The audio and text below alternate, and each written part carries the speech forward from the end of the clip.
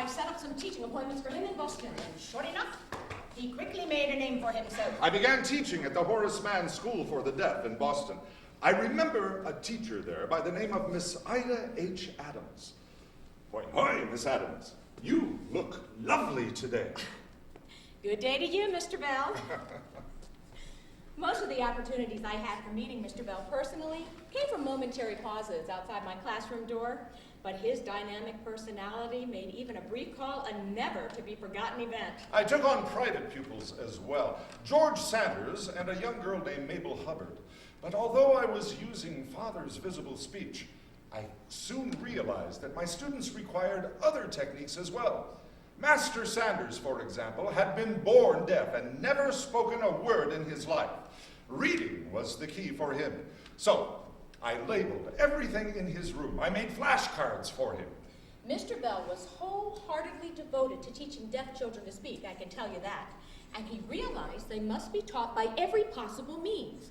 Hand spelling and writing as well as the spoken word. Miss Hubbard, who was a teenager when I met her, had lost her hearing at the age of 5 to scarlet fever.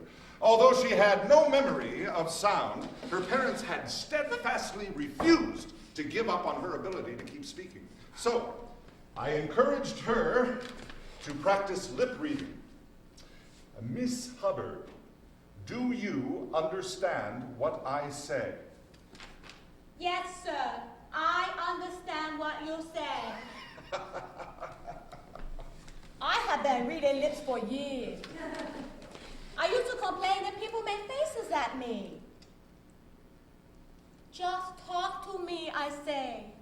As for Mr. Bell, I wrote in my journal that although I had heard about him, privately, I consider him a quack. I both did and did not like him. My goal was to teach them to communicate, to assimilate the deaf and hard of hearing into society rather than separating them out. And then, a father brought me my greatest challenge, a brilliant young girl who could neither hear, speak, nor see. We were all invited to the office. Helen Keller, then about 8 or 9 years of age, was seated on Mr. Bell's knee. He taught her the Dalgarno alphabet positions upon the hand and wrist, vowels on the fingertips, A, E, I, O, U, and each consonant in its own place elsewhere. She learned them with incredible speed, and soon he was playing upon her hand as one plays upon the piano.